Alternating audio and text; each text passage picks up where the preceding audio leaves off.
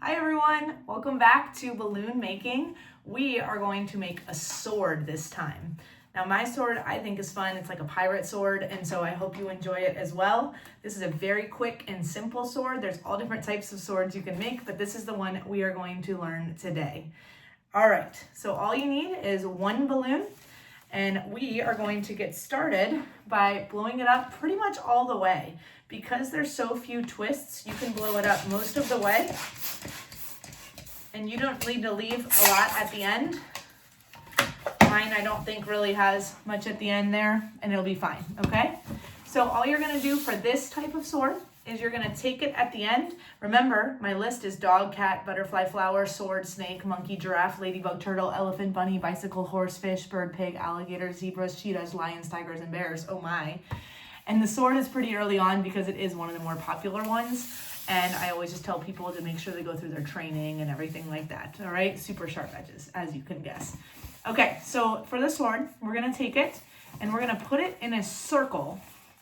The circle just needs to be large enough to fit this balloon through it, okay? So that's how large the circle needs to be. So here's my circle.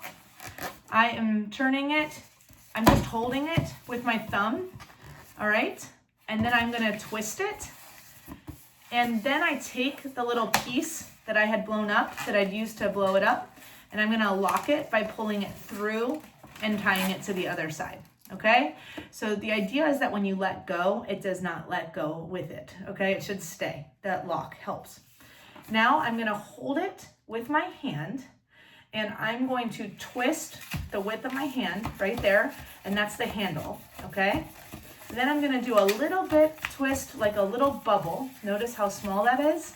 And then we're gonna do a pinch twist. If you've seen some of the other videos by now, you know what a pinch twist is. If you started here, that's okay.